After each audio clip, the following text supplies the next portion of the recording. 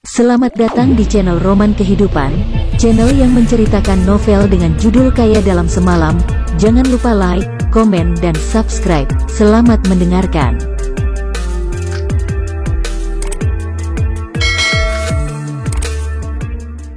Bab 472.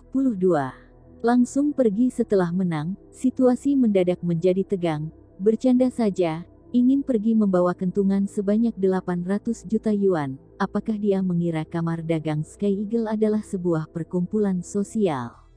Jika bukan karena banyak penonton di sekeliling, Vulture pasti sudah membelah tubuh Qin Lang menjadi dua bagian. Vulture kembali menyalakan sebatang rokok, menggelengkan kepala dengan dua mata penuh urat merah. Saat ini dia selalu merasa ada yang tidak beres, namun tidak bisa menjelaskannya, sedangkan pria berbaju putih itu malah sangat yakin Qin Lang melakukan kecurangan. Jika tidak, bagaimana mungkin bisa menang 3 kali dari dirinya elang putih? Hanya saja, semua terjadi tanpa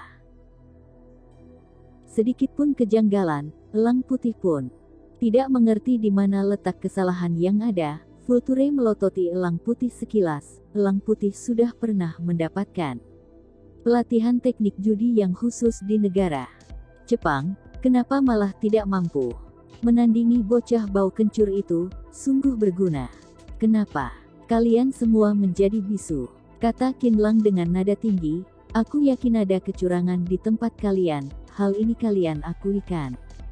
Semua orang juga pasti mengerti. Baru saja kasino Yunding Hao menggunakan dadunya sendiri untuk berjudi denganku. 5 juta dolar Amerika lenyap dalam 10 babak dan dalam waktu tidak lebih dari 1 jam. Tetapi, setelah diganti dengan dadu biasa, aku langsung menang 3 kali berturut-turut. Mungkinkah semua ini bisa dijelaskan hanya dengan sebuah kata beruntung? Apakah kalian semua tidak merasa aneh? Apakah kalian tidak merasa dadu yang mereka siapkan sendiri menyimpan unsur curang? Pria berbaju putih bahkan mampu menghancurkan dadu dalam gelas. Itu artinya dia bisa saja mengubah angka dadu sesuka hati, bukankah begitu? Jika ini bukan teknik curang, lalu apalagi yang dinamakan teknik curang? Qin Lang menyampaikan kesimpulannya dengan sangat jelas. Semua orang yang mendengar menampakkan ekspresi kaget.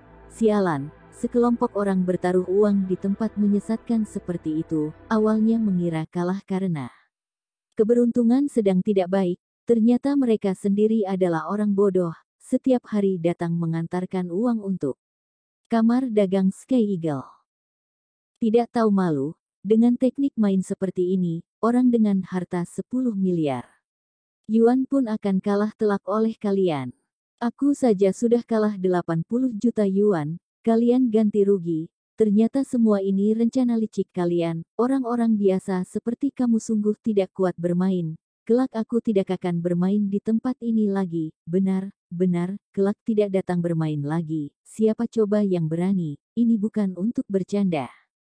Terlalu banyak berbuat kejahatan pasti akan celaka sendiri. Aku ingin sekali melihat bagaimana penipu-penipu ini mati nantinya. Aku bahkan terus-menerus mengajak teman kemari. Kini terlihat jelas akulah yang bodoh. Tempat ini sama sekali tidak bisa dipercaya. Tidak ada batasan, terlalu merugikan orang lain. Kelak di mana kami? Kamar dagang Sky Eagle adalah perkumpulan paling jahat dan busuk, benar-benar. Contohnya saja kartu yang aku dapatkan hari ini, semua mengantarkan pada jalan kemenangan yang lancar, namun seketika dihancurkan begitu saja, malah mengira keberuntungan sedang baik. Kini aku yakin pasti bandar yang berbuat curang. Kenapa bisa kebetulan sekali? Aku juga memiliki kartu yang sangat bagus, berjumlah 10 poin, tetapi 5 kartu mereka malah berjumlah 10,5 poin. Jelas-jelas bandar telah melakukan kecurangan padamu, membiarkanmu mendapatkan kartu baik terlebih dahulu, lalu saat kamu mati-matian menambahkan jumlah taruhan, dia pun membuatmu kalah total. Sungguh menakutkan. Aku akan memberitahu teman-temanku bahwa Yunding Hao melakukan kecurangan. Kelak jangan datang bermain lagi. Kami semua telah dipermainkan seperti orang bodoh.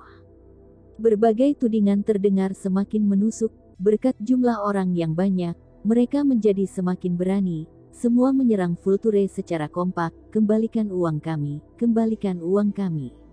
Sejak memulai usaha Vulture tidak pernah menghadapi serangan seperti itu. Pertama-tama melotot sambil berteriak memanggil satpam, namun setelah itu baru menyadari satpam itu juga tidak mampu mengendalikan suasana. Jika orang-orang sudah bertekad melawan mati-matian, maka siapapun tidak mampu menghadangnya. Pada akhirnya Vulture berlari ke lantai 2 dengan panik, mengeluarkan pistol sambil menembak ke langit, baru berhasil sedikit meredakan emosi dalam hati orang-orang, tetapi hanya tenang beberapa saat saja, orang-orang mulai terbawa emosi lagi.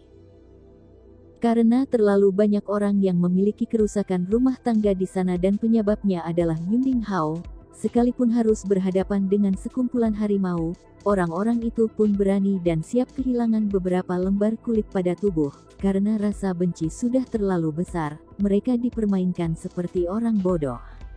Satu orang yang berdiri sendiri akan terkesan lemah dan takut, tetapi jika berkumpul dalam kelompok besar, mereka pun akan merasa apapun yang dilakukan tidak akan menerima hukuman. Saat ini nyali menjadi sangat besar, hal-hal yang biasanya tidak mungkin dilakukan, kini terasa mungkin saja, dan Qinlang yang ada saat ini, telah melarikan diri di tengah kericuhan. Dia memiliki kemampuan melarikan diri seperti itu. Tiba di dalam kota Sky Harbor, Qinlang melihat kembali kertas cek bernilai 700 juta yuan itu, rasanya menyenangkan sendiri. Seharusnya cukup untuk membelikan Yuer pakaian kan? Dalam seketika Qinlang menjadi orang kaya. Soal kenapa jumlahnya 700 juta yuan, karena saat meninggalkan Yunding Hao, Qinlang menyodorkan 100 juta yuan untuk pria gemuk itu. Sebab nominal terkecil yang Qinlang pegang adalah 100 juta yuan, seharusnya tidak perlu memberikan sebanyak itu. Kini Qinlang mulai merasa cemas, akankah pria gemuk yang tidak tahu apa-apa dan berhati mulia itu kaget hingga pingsan di tengah jalan setelah melihat angka 100 juta yuan itu. Bahkan mengalami gangguan kejiwaan.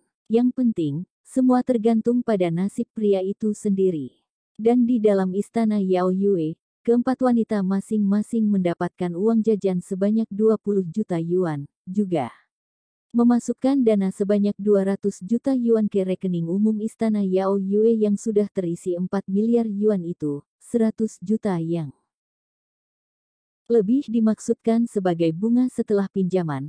Hanya dalam waktu 10 menit saja, Qinlang sudah mengeluarkan uang sebanyak 380 juta yuan. Kini di tangan masih tersisa 400 juta yuan, anggap saja sebagai uang untuk membelikan Zhongyu pakaian, juga bisa digunakan untuk membeli villa baru atau lainnya. Sambil memikirkan semua itu, Qinlang pun tidak tahan tertawa, kini dia mulai seperti konglomerat yang merencanakan semua uang yang dimiliki, hehe.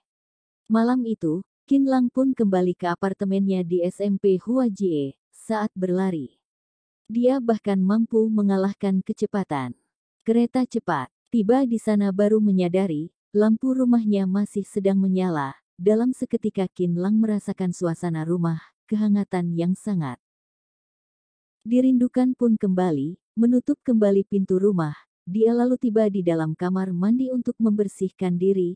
Saat keluar lagi sambil mengeringkan rambut, Qinlang mendadak menyadari, rumah yang ukurannya tidak besar itu terbebas dari segala debu, seolah ada yang baru saja membersihkannya, dan terlihat satu set pakaian tidur yang baru dibeli di atas sofa. Air mandi juga seperti baru saja dipanaskan, dengan suhu yang sangat sesuai. Qinlang menghentikan gerakannya. Sudah sangat lama tidak merasakan kepedulian dan perhatian orang, sebesar apapun hal yang dilakukan, baru kali ini dia merasa paling bahagia. Hidup memang seharusnya seperti ini. Tidak perlu terlalu heboh, cukup dengan sedikit kehangatan. Dengan begitu akan membuatmu mampu menjalani hidup ini dengan kuat. Saat dia berjalan memasuki kamar sendiri, terlihat Zhongyu yang sudah tertidur di sebuah kursi kecil, wajah masih mempertahankan senyuman, seolah sedang mengalami mimpi indah. Qinlang bergerak sangat pelan agar tidak mengganggu lelapnya tidur Zhongyu, namun Zhongyu tetap saja terbangun. Belum makan kan, Xiao Lang? Seperti seorang istri idaman yang menunggu kepulangan suaminya, wajah Zhongyu Dihiasi senyum berseri, tetapi kedua matanya terlihat sayup, muka bantal itu malah membuat Zhong Yu terlihat semakin cantik. Bab 473. Suasana rumah. Hari ini Zhong Yu mengenakan mantel berwarna putih, sehelai celana jeans yang menampakkan bentuk tubuh dengan sangat sempurna, serta dilengkapi sepatu olahraga berwarna hitam, memberi kesan mahasiswa yang energi dan penuh semangat. Dia senantiasa menunggu Qin Lang pulang, pakaiannya pun terlihat seperti baru saja masuk rumah, bahkan mantel pun belum sempat dilepaskan. Qin Lang merasa, di mata Zhong Yu, dirinya tetap saja seperti seorang pemuda polos dan tidak memiliki beban pikiran apapun, karena Zhong Yu memanggilnya Xiao Lang dengan begitu alami, panggilan guru, panggilan tuan, sama sekali tidak lebih penting dari sebuah panggilan Xiao Lang, dan saat ini dirinya memang sudah lapar. Setelah cukup lelah di Yunding Hao tadi, kini perut pun terasa keroncongan. Yuer, kamu masakkan mie untukku. Qin Lang menghirup udara dengan dalam, seolah mencium aroma mie ayam. Zhong Yu tersenyum bahagia, menggigit pelan bibir sendiri sambil berkata, aku masakkan nasi dan sayur untukmu. Yuer, kamu harus perhatikan diri sendiri. Sekolah di hari-hari biasa sudah sangat sibuk dan melelahkan. Sudah semalam ini kamu masih saja membereskan rumah dan masak. Apakah kamu tidak lelah bekerja sebanyak ini? Mata Qin Lang melotot ke arah Zhong Yu. Dia sungguh tidak ingin Zhong Yu seperti itu. Bagaimana jika luka waktu lalu belum sepenuhnya pulih? Zhong Yu meregangkan pinggang sambil tersenyum hangat, lalu menunjuk hidung Qin Lang sambil berkata, Xiao Lang, kamu tidak perlu cemas, aku sudah sembuh sejak awal. Xiao Langku yang menyembuhkanku langsung, masih mungkinkah terjadi hal tidak terduga? Qin Lang terdiam sesaat, lalu membuang muka, sengaja berekspresi galak. Hanya saja Zhong Yu tidak merasa takut sedikitpun, sebaliknya Qin Lang yang tidak kuat berpura-pura terus. Makanlah. Suara Zhong Yu terdengar sangat merdu, seolah makhluk terindah di dunia manusia. Sebenarnya kejadian Zhong Yu dan Qin Lang berada di dalam satu kamar sangat jarang terjadi. Sampai saat ini mereka bahkan belum melanggar pantangan hubungan pria dan wanita. Selesai berkata, Zhong Yu pun tersenyum, lalu menggandeng Qin Lang ke meja makan. Hidangan panas pun dibawakan ke hadapan Qin Lang, 4 jenis lauk dan 1 jenis sup, ikan saus merah, kentang tumis, jamur tumis daging, 2 buah telur dadar dan 1 mangkok sup jamur. Semua adalah masakan rumahan yang sederhana, tetapi terlihat sangat menggugah selera dan aroma yang pekat, membuat Qin Lang tak lagi mampu menahan diri. Qin Lang mendadak ingin sekali minum sedikit bir. Setelah berpikir sesaat dia pun berkata, ada sebotol bir di lemari es, aku ingin meminumnya, bolehkah Yuer?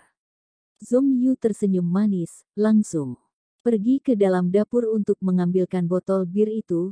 Saat menyentuhnya, Qin Lang sadar botol bir itu sudah dalam keadaan suhu ruangan, tidak lagi dingin. Segera berkata, bukankah selalu didinginkan? Kenapa setelah Yuer keluarkan sudah menjadi suhu ruangan? Jurus apa yang kamu pelajari belakangan ini? Tidak kok, Zhong Yu berkata sambil tersenyum, ini sedang musim dingin, aku tidak ingin membiarkanmu minum bir dingin, kamu harus bisa menjaga kesehatan sendiri, jika tidak, pasti akan penyakitan saat sudah tua. Qin Lang tertawa dalam hati, Zhong Yu masih saja mengira dirinya manusia biasa. Qin Lang bahkan tidak tahu penyakit apa yang akan menyerangnya seumur hidup ini.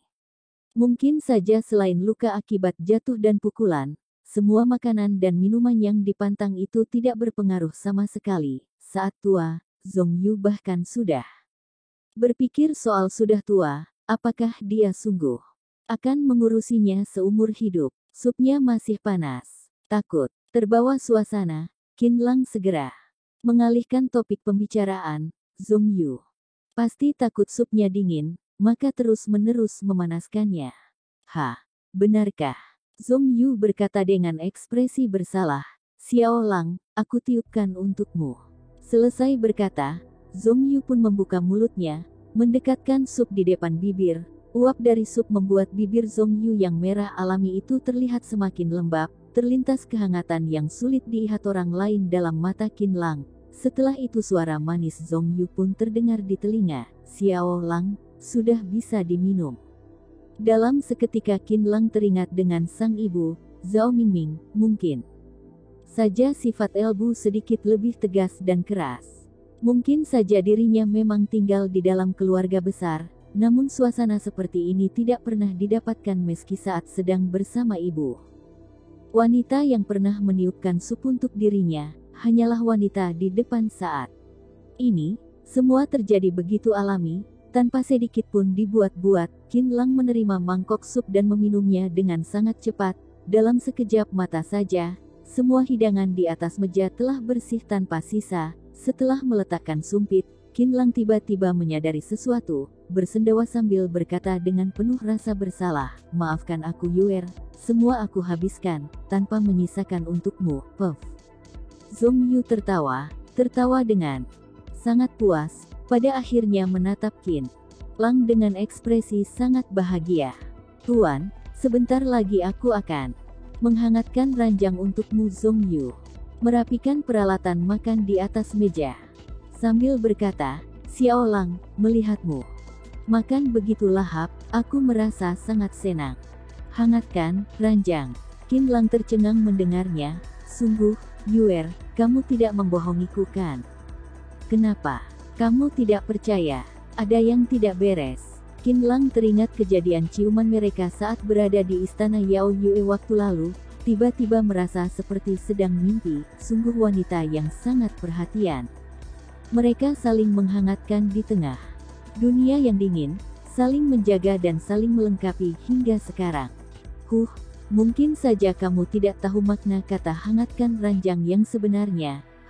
Yuer yang bodoh, aku rasa kamu benar-benar tidak mengerti." Qin Lang merasa membiarkan tangan dengan 5 jari lembut dan putih mencuci piring adalah sebuah dosa besar, namun Zhong Yu malah tidak peduli sedikit pun.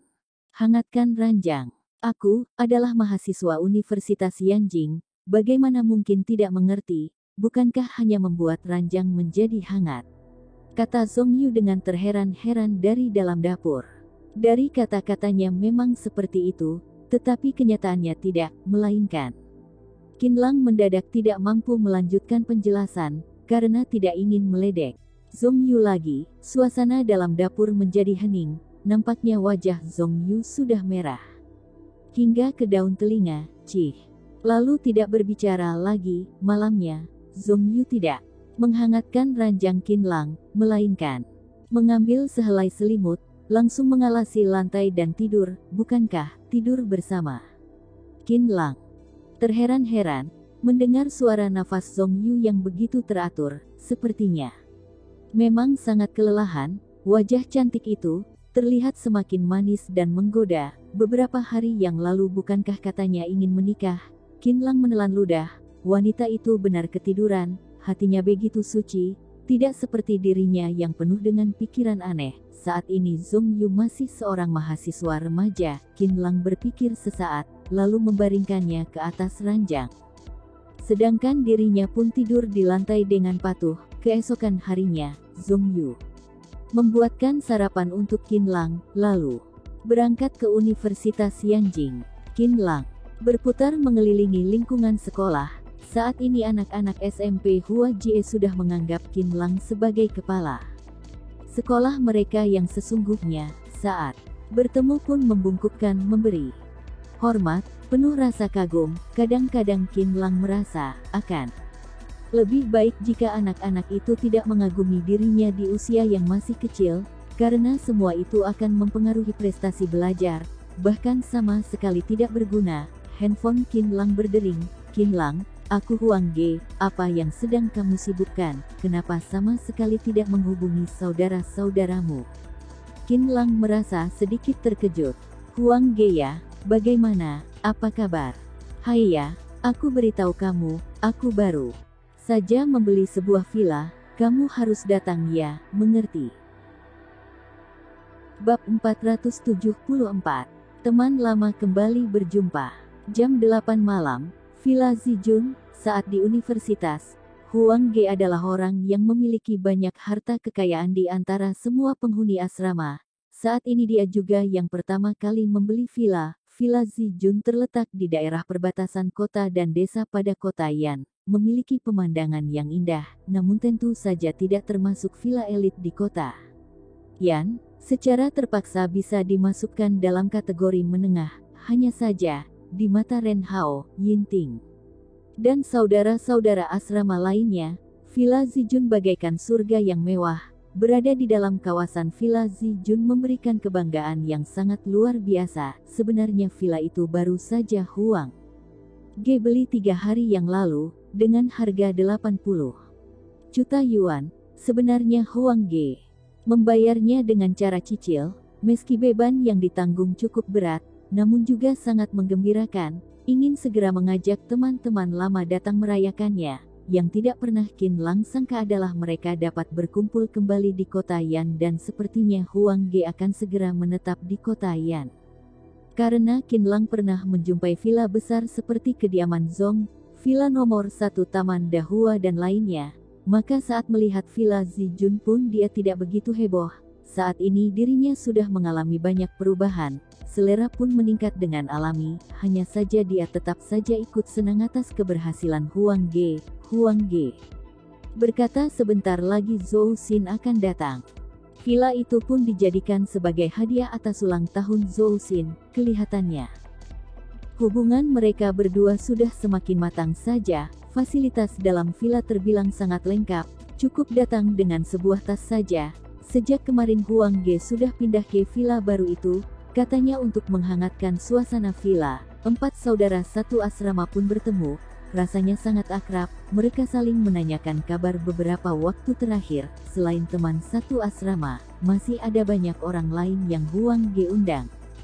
Ada pria dan wanita, suasana menjadi sangat meriah, kelihatannya semua orang dalam suasana hati yang gembira, melihat Qin Lang, Ren Hao, Yinting dan lainnya. Suara tawa dalam villa perlahan semakin kecil, tatapan mata yang tertuju pada mereka pun penuh keasingan dan intimidasi.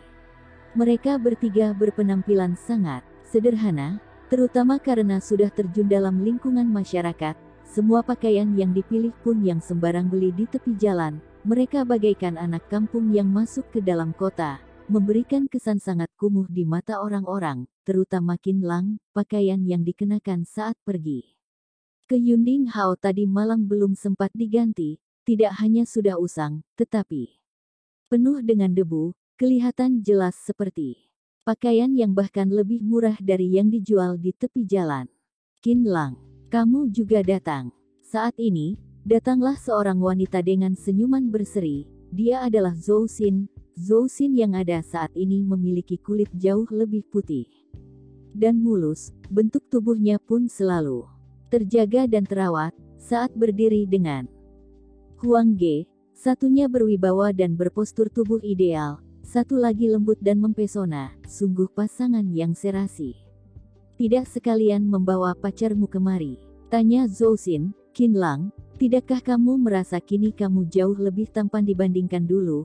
Katakan saja, obat awet muda apa yang telah kamu minum? Benar-benar tampan sekali, aku terpesona. Mana ada, kakak ipar memuji berlebihan, kata Qin Lang sambil tersenyum, juga tidak menjelaskan apakah saat ini dirinya memiliki pacar. Sebenarnya Zhou Xin sudah cukup memahami Qin Lang, hanya saja dia selalu bingung dan penasaran terhadap identitas Qin Lang. Tidak terlalu percaya dengan kabar-kabar yang beredar, katanya Qin Lang sangat kaya, memiliki kemampuan yang hebat. Tetapi yang terlihat adalah, selain wajah tampan, penampilannya sangat sederhana. Orang-orang pasti sengaja mengarang cerita dan mengada-ada. Aku bahkan takut sekali kamu tidak datang, kata Zhou Xin sambil tersenyum. Hari ini Huang Ge merayakan villa yang baru dia beli, juga merupakan hari ulang tahun kakak ipar. Bagaimana mungkin aku tidak datang? Kata Qin Lang sambil tersenyum. Sifat Zhou Xin memang cukup baik. Berhadapan dengan beberapa saudara miskin seperti mereka, dia tidak mungkin punya pandangan negatif. Kakak ipar, ini adalah hadiah ulang tahun dariku. Selamat ulang tahun. Zhou Xin menerima hadiah yang diberikan. Dari luar terlihat sangat biasa, hanya sebuah kantong plastik berwarna hitam. Soal apa isi di dalamnya, terasa tidak berat, tidak mungkin benda yang berharga. Zhou Xin pun menenteng kantong hadiah itu sambil berkata, "Terima kasih." Qin Lang, Ren Hao dan Yin Ting juga datang membawa hadiah. Juga terlihat tidak begitu berharga, namun Zhou Xin tetap tersenyum bahagia. Semua orang sudah paham, seperti apa latar belakang keluarga orang-orang itu, tentu saja tidak akan mempermasalahkan hadiah apa yang diberikan. "Qin Lang, kalian boleh keliling dengan bebas." Zhou Xin menunjuk fasilitas-fasilitas dalam villa sambil berkata, "Sebenarnya rumah ini tidak besar. Aku dan Huang Ge sudah berkeliling cukup lama, baru memilih yang satu ini. Terutama karena harganya lebih terjangkau, 80 juta yuan, bahkan orang tua kami sampai mengeluarkan tabungannya sendiri. Baru saja terjun ke dunia kerja, bagaimana? Mungkin memiliki uang sebanyak itu, sungguh terlalu memaksakan kemampuan diri." Qin Lang tersenyum. Zhou Xin memiliki sifat yang sangat rendah hati, keadaan yang sebenarnya pun diceritakan pada mereka dengan tidak menganggap mereka sebagai orang luar. Pernah satu asrama, memang ada bedanya. Ditambah dengan sistem pembayaran cicil, rumah ini harus kami bayar selama bertahun-tahun. Saat ini aku dan Huang Ge adalah budak rumah, kalian jangan sampai meniru kami ya, kata Zhou Xin dengan jujur. "Kakak ipar, jangan terlalu rendah hati. Seumur hidup ini entah kami bisa membeli villa seperti ini atau tidak, 80 juta yuan. Dengan menjual diri sekalipun kami bertiga tidak mungkin mampu mengumpulkan uang sebanyak itu. Kakak ipar harus bisa bersyukur," kata Yin Ting dengan senyuman berseri, tanpa perlu dipertanyakan lagi. Sesulit apapun proses membeli rumah, Huang Ge adalah pribadi yang cukup unggul di antara orang-orang seusianya. Bisa membeli sebuah villa di kota Yan, tentu saja sangat membanggakan. "Haha, Yin Ting masih saja nakal seperti dulu. Terima kasih atas pujianmu," kata Zhou Xin sambil tersenyum gembira. Hati terasa puas, rasa lelah dalam proses membeli rumah pun pudar begitu saja. Qin Lang pun berkeliling melihat seisi rumah dengan serius, lalu mengangguk. Berkata, bagus sekali, villa ini memang sangat bagus." Zhou Xin sangat senang mendengarnya. Melihat mereka sudah melihat isi rumah cukup lama, dia pun berencana menyambut tamu lain. Namun di saat ini datanglah beberapa wanita dengan wangi parfum menusuk hidung, rambut keriting terurai di atas bahu, masing-masing dari mereka mengenakan pakaian dengan warna terang mencolok, serta sepatu hak tinggi, datang berkata, "Zhou Xin, bukannya ingin mengomentarimu, tetapi bagaimanapun juga kini kamu sudah menjadi orang kaya raya." Salah satu wanita memakai lipstik yang sangat cerah di bibir, tiba-tiba menghadang jalan Zhou Xin, melihat sekilas Qin Lang dan lainnya, lalu berkata, "Orang-orang seperti ini pun kamu bawa ke rumah, tidakkah kamu mempermalukan diri sendiri? Benar-benar murahan. Rumah ini berharga 80 juta yuan, dengan begitu standarmu pun meningkat pesat. Sebagian teman dan kerabat miskin sudah harus kamu jauhi dan kurangi komunikasi, mengerti tidak? Benar itu, jika tidak, tetangga akan mengataimu orang kampung, akan berpengaruh buruk pada kehidupanmu." Di sini, kata wanita lain dengan ekspresi remeh. Beberapa wanita itu sama sekali tidak menganggap Qin Lang dan lainnya, meski sempat melirik sesaat, namun itu hanyalah pandangan sinis. Tawa dingin memenuhi seisi mata. "Kamu." Ren Hao mulai emosi dibuatnya, tetapi Yin Ting segera menariknya ke belakang, mengisyaratkan untuk tidak bertengkar di hadapan Zhou Xin. Qin Lang malah mengangkat kepala melihat beberapa wanita itu. Gaya pakaian mereka sangat modern, namun dengan wibawa yang tidak begitu baik. Semuanya berdandan tebal. Menurut Qin Lang, penampilan seperti itulah yang memalukan. Jelas-jelas kaya mendadak dengan cara pintas, malah berdandan layaknya bidadari. Bab 475. "Bibilu, kamu akan celaka." Qin Lang. Ini. Zhou Xin sedikit kewalahan, berkata dengan suara pelan, "Ini adalah beberapa kerabat dari keluarga ibuku. memang selalu seperti ini, Qin Lang, mohon tidak memasukkannya dalam hati. Ini adalah bibiku, Chen mengeluh. Qin Lang mengangguk, juga tidak berencana ribut dengan orang lain. Dia pun menyapa dengan ramah, apakah kabar bibi lu? Yinting hampir tidak kuat menahan tawa, nama macam apa itu, mengeluh apaan? Siapa yang bibi lu kamu? Kata wanita yang menjadi pemimpin dalam kelompok itu. Hebat sekali ya basa-basinya. Memangnya kamu pantas memanggil bibi lu? Sungguh orang miskin yang tidak tahu malu, melihat orang kaya langsung saja sok kenal sok dekat. Wanita itu berbicara dengan sangat tajam, tidak hanya tidak menerima niat baik itu, sebaliknya malah menghina Qin Lang habis-habisan. Zhou Xin, segera suruh mereka pergi. Villa Zijun tidak menyambut kedatangan orang miskin, ekspresi wajah Chen mengeluh penuh sindiran, wanita-wanita yang lain pun bersikap sangat angkuh, seolah-olah Qin Lang dan lainnya bukan manusia. Oh iya, aku ingat, kata satu wanita lain dengan nada berlebihan. Menunjuk Qin Lang sambil berkata, sepertinya orang ini pernah aku lihat di sebuah tempat. Oh, dia adalah satpam, sungguh, dia seorang satpam busuk, aku pernah bertemunya beberapa kali. Wanita itu mengulangi kata, satpam busuk, dengan suara keras, seolah takut orang-orang tidak mendengar dengan jelas.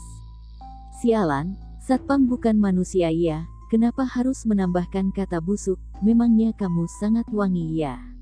Awalnya Yinting membujuk Ren Hao agar tidak marah, namun kali ini dia sendiri malah marah, langsung berteriak keras, tetapi karena melihat harga diri Zhou Xin, jika tidak, teriakannya pasti akan jauh lebih parah. Kamu berani meneriakiku?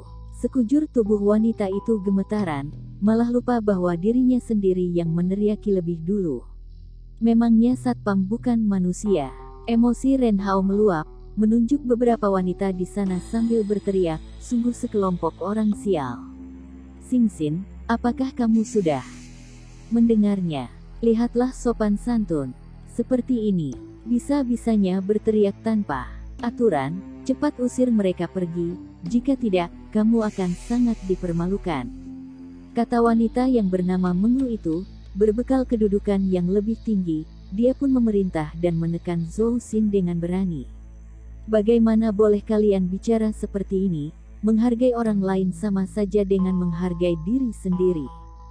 Saat ini terdengar suara seorang pria dari kejauhan, diiringi dengan tibanya orang itu. Dia adalah Huang Ge. Kening Huang Ge mengerut, kelihatan jelas dia sudah mendengar percakapan tidak menyenangkan antar beberapa pihak di sana. Benar itu, Huang Ge memang lebih dewasa, cepat usir mereka pergi, orang yang berbicara seperti mereka tidak ingin aku lihat. Lagi, melihatnya saja bisa membuat mataku kotor, kata Chen mengeluh dengan sombong. Bibi lu, mohon maaf, yang aku maksud adalah kalian, begitu bertemu teman-temanku kalian malah langsung menghina tanpa henti, apa maksudnya ini?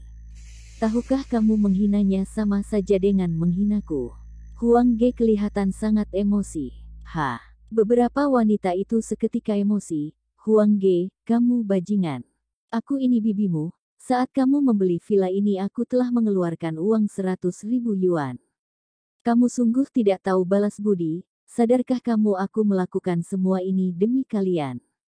Satpam busuk saja kamu bawa kemari, hanya akan dipandang rendah oleh orang. Lihat saja, mereka telah membuat standar pesta ini menjadi sangat rendah.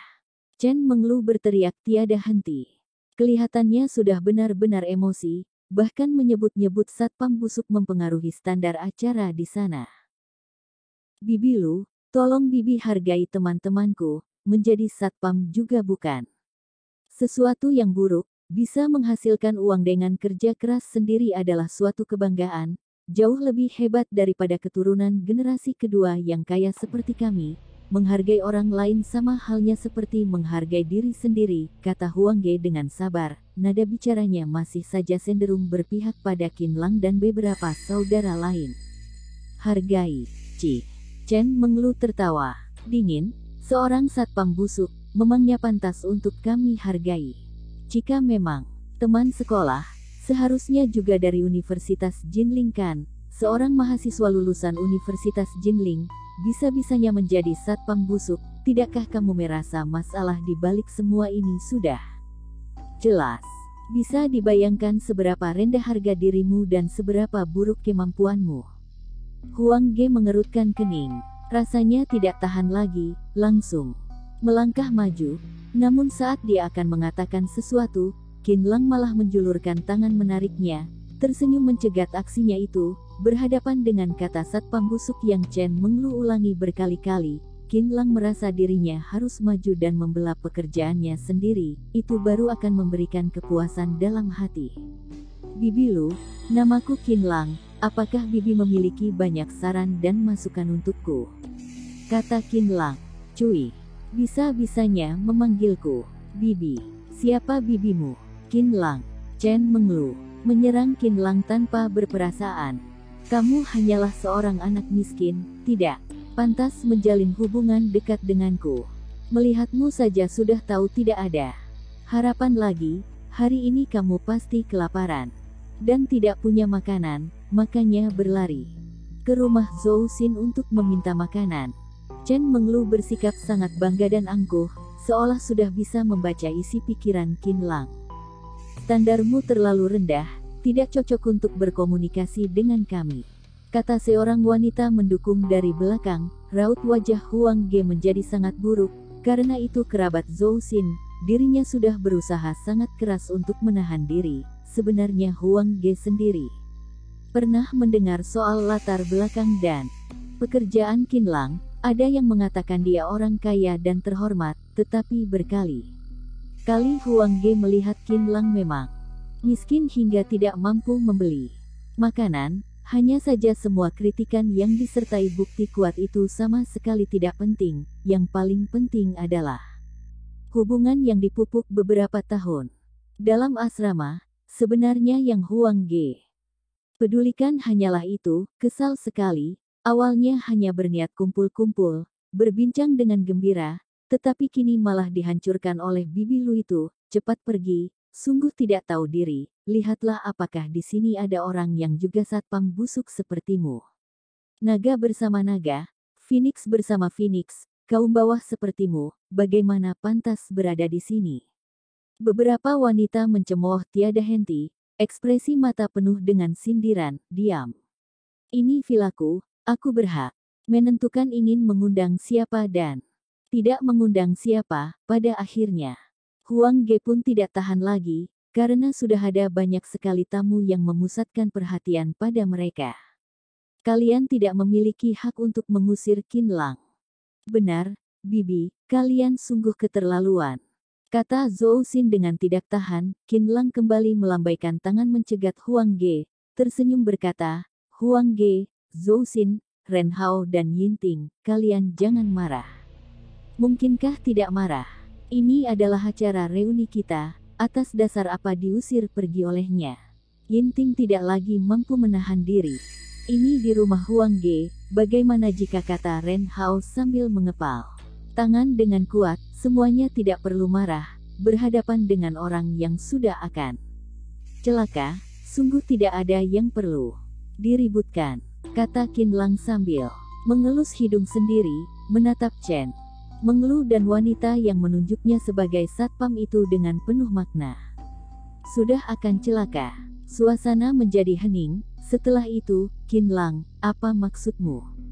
Apakah kamu menyumpahiku? Satpam busuk, hatimu licik sekali, katakan. Atas dasar apa mengatakan kami sudah akan celaka? Jika tidak, hari ini urusan kita tidak akan selesai. Begitu dihina oleh orang, langsung mengatai orang sudah akan celaka, hanya untuk menakut-nakuti orang dan menghibur diri sendiri. Memiliki hati yang sangat licik, tetapi tetap saja tidak mampu mengubah nasib dirinya. Mulut digunakan untuk sembarang bicara. Para wanita langsung menangkap semua kelemahan Qin Lang, remeh, sindir, ledek dan emosi, meningkat dengan pesat.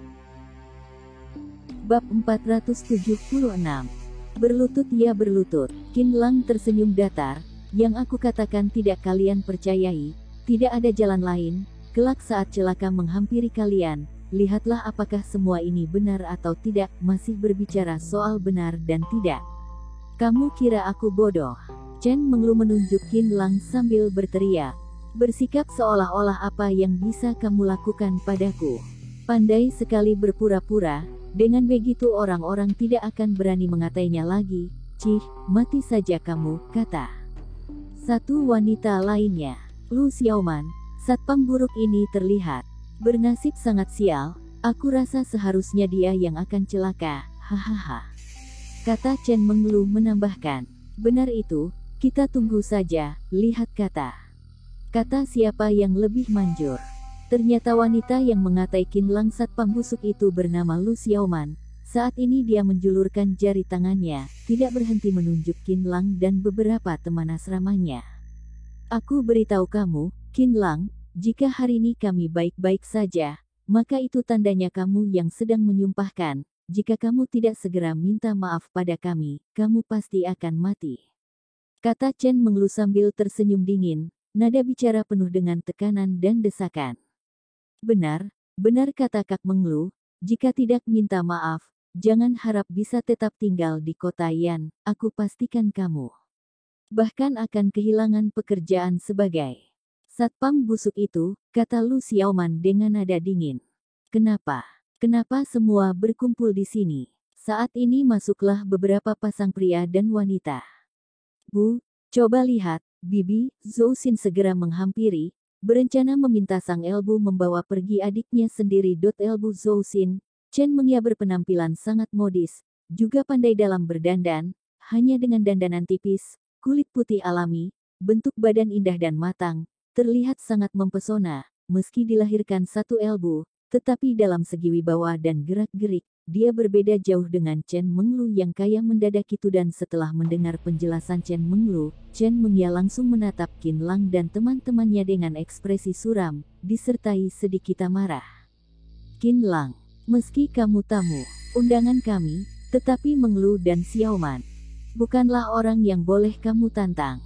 Sekarang aku berikan kamu satu kali kesempatan, minta maaf pada mereka berdua di depan kesaksian semua orang. Jika tidak, jika terjadi sesuatu padamu di kota Yan, jangan salahkan Bibi tidak pernah mengingatkanmu. Dia adalah elbu kandung Zhou Xin, bahkan Huang Ge pun tidak berani membantah.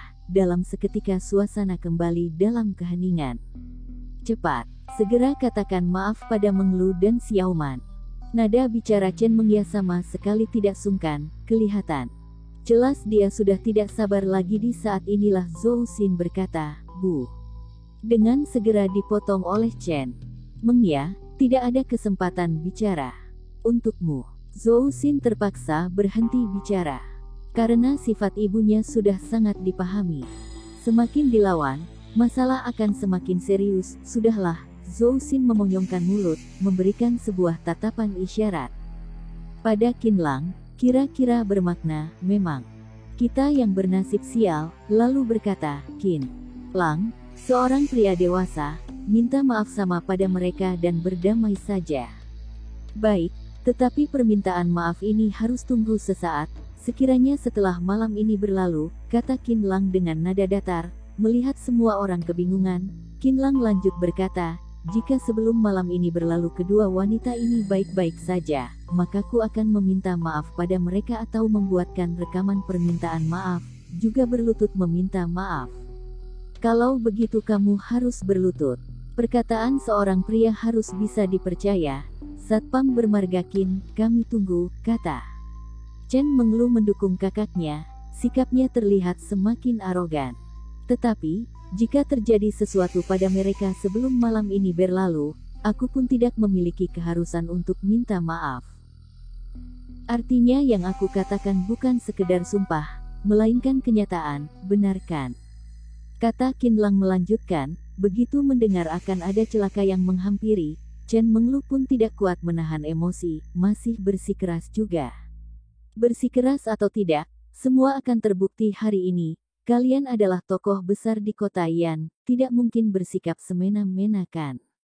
Sebenarnya Qin Lang mampu membuat dua wanita itu mati hanya dengan sebuah tamparan, hanya saja ingin menghargai Huang Ge dan membiarkan mereka merasakan akibatnya sendiri. Saat ini, datang seorang pria paruh baya, dengan postur tubuh tinggi besar, berpakaian jas merek terkenal, serta dilengkapi sebuah kacamata bergagang emas. Semuanya, kalian adalah tokoh-tokoh besar, mohon berikan aku sedikit harga diri, lepaskan beberapa anak ini, jangan membuat perhitungan dengan mereka. Pria paruh baya itu mendamaikan suasana, langsung menghadang Qin Lang dan lainnya di belakang, lalu melihat Huang Ge sekilas. Pria paruh baya itu adalah ayah kandung Huang Ge, Huang Hanzu, memiliki sedikit prestasi dalam dunia bisnis, namun juga termasuk seorang tokoh yang berpengaruh, ditambah lagi dirinya adalah ayah Huang Ge. Tentu saja orang-orang akan lebih menghargainya. Mereka terdiam sesaat, akhirnya Chen Mengya tidak tahan, langsung berteriak. Memarahi, tidak pernah menghormati generasi tua, tidak memiliki sopan santun. Suatu hari nanti kamu akan mendapatkan hukuman berat. Kenapa mengatai Qin Lang seperti itu? Sebuah suara merdu terdengar, terlihat seorang wanita berparas cantik berpakaian mantel merah muda datang terburu-buru, kedua kaki yang ramping dan panjang, tatapan mata penuh wibawa dan wajah yang cantik, membuat semua wanita di sana merasa kalah dalam seketika. Ternyata Sueria, apakah ada yang salah dengan perkataan Bibi? Meski nada bicara Chen Mengya sangat tidak senang, wajahnya tetap dipaksa tersenyum. Song Suer, saat ini wibawanya sudah jauh lebih tinggi dibandingkan dulu. Dia adalah wanita yang begitu terlihat sudah membuat orang terpana. Kehadirannya di sana telah menarik perhatian tidak sedikit pria. Semua berkata-kata dalam hati, cantik sekali. Awalnya Song Suer bersikap sangat kejam pada Qin Lang, tetapi seiring berjalannya waktu dia telah memahami identitas Qin Lang, sebaliknya jauh lebih dalam dari pemahaman Huang Ge dan Zhou Xin. Hanya saja dia tidak pernah cerita pada siapapun. Sebenarnya dalam hati memiliki impian untuk mengejar Qin Lang hingga dapat. Kini melihat Qin Lang di sana, jangan tanyakan seberapa senang hati Song Suer. Kini bagai musim semi yang tengah berbunga-bunga. Tentu saja ada yang salah, kata Song Suer dengan tidak sungkan. Ada sebagian generasi tua yang tidak pantas menjadi generasi tua. Lalu atas dasar apa kita harus menghormatinya dan bagaimana bisa kakak Qin Lang dikatakan murahan? Aku rasa kalianlah yang murahan. Dia hanya berpakaian lebih sederhana saja sudah dianggap begitu rendah. Kalian terlalu memandang rendah orang lain. Perkataan Song Suer langsung membuat Chen Menglu, Chen Mengya, Lu Xiaoman dan lainnya terkejut hingga membalikkan bola mata. Setelah itu Chen Menglu kesal hingga tubuh gemetaran. Kamu, siapa yang kamu maksud? Silahkan saja jika kamu memang merasa, aku tidak keberatan. Mata indah Song Suer penuh menantang, siapakah seorang Qin Lang, malah diteriaki seperti ini oleh kalian, mata kalian sungguh telah dibutakan, tidak tahu diri, hanya saja semua itu hanya disimpan dalam hati Song Suer. Dia tidak ingin membocorkan informasi apapun tentang Qin Lang, biarkan saja. Semua orang tidak tahu. Ada sebagian informasi yang tidak akan dipercaya meski sudah diperjelas. Mereka hanya percaya dengan apa yang terlihat oleh mata sendiri. Ayah Song Suer memang tidak sehebat Huang Hanzu, tetapi para pria yang mengejar Song Suer pasti berasal dari keluarga yang terpandang. Dengan prestasi yang unggul itu, Chen Menglu dan Lu Xiaoman pun mengerti jelas potensi yang tersimpan dalam diri Song Suer. Karena itu, melihat Huang Hanzu dan Song Suer membela Qin Lang, mereka pun terpaksa harus menghentikannya untuk sementara. Bagaimanapun juga, ribut dengan seorang satpam busuk sangatlah memalukan. Jika ingin melampiaskan semua emosi, mereka harus menunggu hingga malam berlalu. Lihat saja Qin Lang berlutut atau tidak. Baiklah, kali ini berikan harga diri untuk Hanzu dan Suer, kata Chen Menglu dengan nada dingin. Baru saja Song Suer berteriak sangat kasar, namun dirinya hanya bisa bersabar dan bersabar. Lain kali jika berani menyumpahi kami lagi, jangan salahkan sikapku jauh lebih kejam. Chen Menglu melampiaskan semua amarah pada diri Qin Lang, menatapnya dengan penuh dendam. Bab 477. Jadi simpanan pun boleh. Tatapan Chen Menglu yang seperti itu membuat Qin Lang melihatnya secara refleks. Tatapan mata mendadak semakin tajam. Benar, tatapan mata Chen Menglu memang sangat berbahaya. Saat ini Chen Menglu, Lu Xiaoman dan lainnya pun pergi ke sisi lain villa, mulai berbincang dengan santai. Chen Mengya bergumam dingin, lalu tidak banyak bicara lagi, bergegas menyambut tamu lain. Qin Lang, tidak menyangka aku akan datang ke kota Yankan. Song Suer tersenyum manis, terlintas rasa malu yang sangat langka pada wajah itu. Tidak sekalian membawa kakak ipar kemari, kata Song Suer melanjutkan. Dia ada urusan, jawab Qin Lang dengan nada datar. Wajah Song Suer memerah hingga ke telinga, rasanya ingin sekali merebut suami orang. Dia adalah wanita idaman para lelaki. Mana mungkin pernah menyangka akan mencintai pria yang dulunya sangat dia benci itu. Dunia ini memang menakjubkan. Waktu itu Song Suer mengejar Qin Lang bukan karena cinta yang sesungguhnya, melainkan ingin menjalin hubungan dekat dengannya demi mendapatkan kehormatan. Tetapi kini dia telah benar-benar mencintai Qin Lang, karena ketampanan Qin Lang sama sekali tidak ditemui pada pria-pria lain dan wibawa. Qin Lang juga tidak mampu diseimbangkan oleh pria manapun, sekalipun dijadikan wanita simpanan. Song Suer pun akan sangat bersenang hati. Sebab itu adalah keberuntungan terbesar dalam hidupnya. Tetapi bagaimana mungkin kata-kata itu diucapkan? Bagaimana jika Qin Lang merasa dirinya jalang?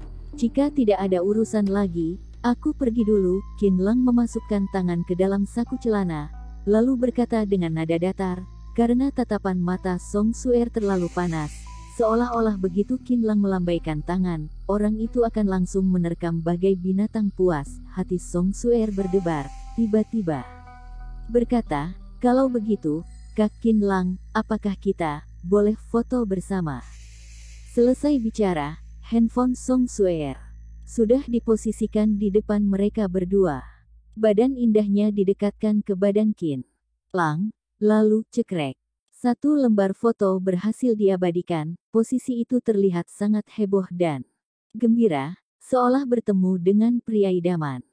Sedangkan dari kejauhan, Chen Menglu, Chen Mengya, Lu Xiaoman dan lainnya berekspresi sangat kaget. Satpam busuk itu bisa juga mendapatkan perlakuan manis dari Song Suer.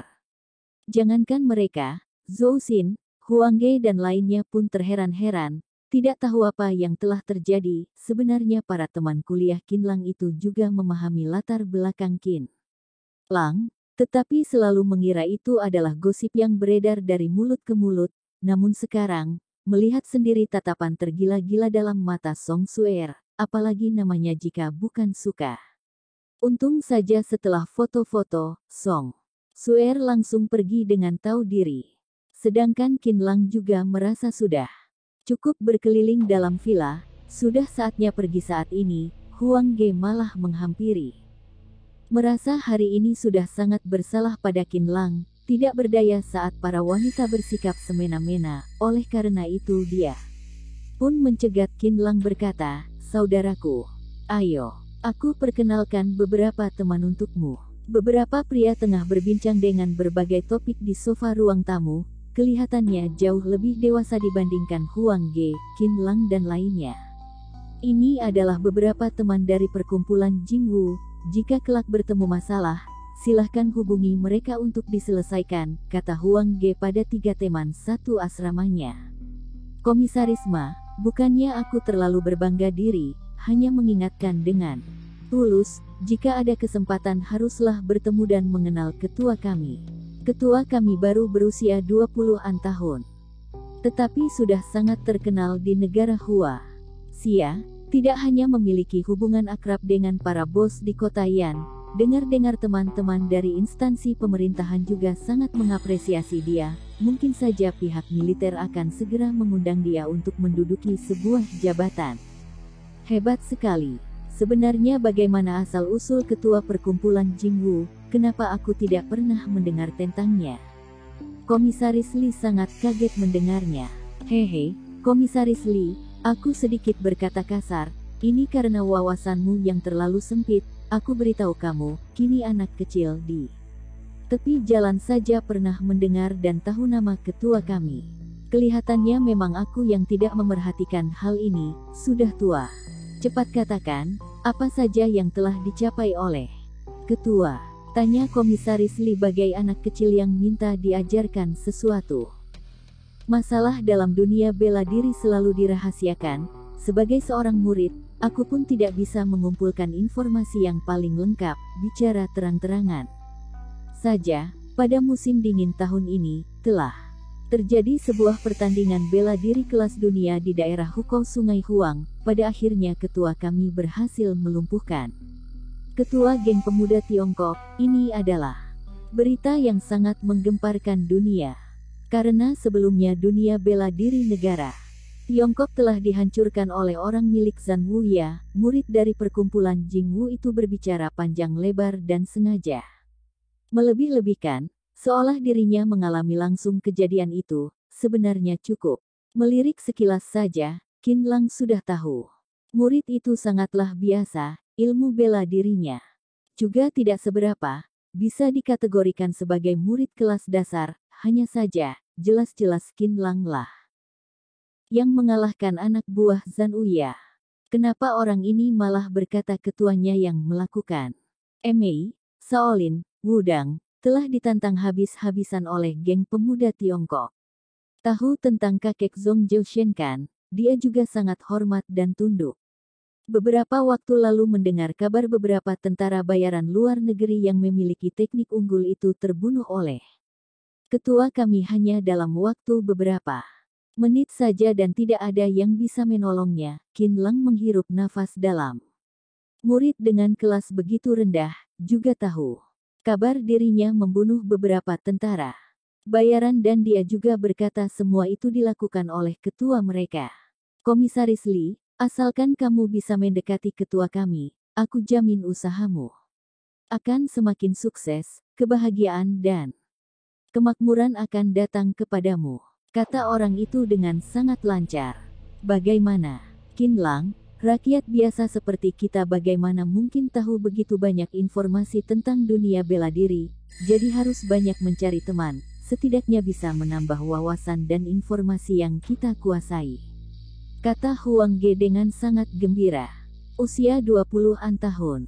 Mengalahkan ketua geng pemuda Tiongkok, tentara bayaran luar negeri.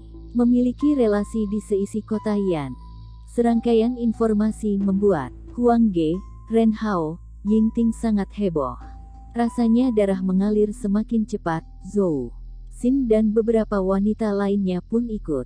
Membayangkan, merasa seolah sebuah pintu yang tidak pernah dibuka kini terbuka. Lebar, udara yang dihirup pun udara bersih dan segar. Mudah sekali, heroik sekali. Itulah pangeran berkuda putih yang kami idamkan. Lalu seperti apa parasnya?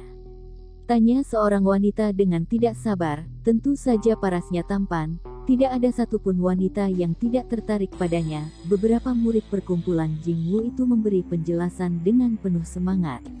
Wah, semua orang bersorak gembira. Dia pasti pahlawan nomor 1, sungguh pahlawan yang sangat sempurna. Apakah kamu punya nomornya? Sekarang juga aku akan menelepon dia, kata seorang wanita tanpa ragu, ingin segera menggapai apa yang diidamkan sejak lama. Soal itu, murid-murid perkumpulan Jingwu tersenyum pahit. Tingkatan kami sangat rendah. Bagaimana mungkin punya nomor telepon ketua? Adik kecil, lebih baik kamu cari cara sendiri saja. Saat ini, Qin Lang pun bersuara, wahai beberapa saudara kecil, bisa dipahami jika kalian tidak memiliki nomor telepon ketua kalian, tetapi tentu saja pernah bertemu langsung dengan ketua kan? Tahukah kalian siapa nama dia? Selesai berkata, Qin Lang sengaja melihat wajah mereka satu persatu. Soal itu, sungguh tidak pernah bertemu. Guru Qin, kami hanya tahu ketua bernama Guru Qin. Ketua kami begitu berwibawa dan terhormat, bagaimana mungkin bisa kami temui dengan mudah? Semua orang yang mendengarnya mengangguk. Benar juga, tiba pada kedudukan setinggi itu, seseorang pun tidak mudah ditemui oleh orang-orang biasa, hanya Qin Lang, yang tidak tahu harus menangis atau tertawa.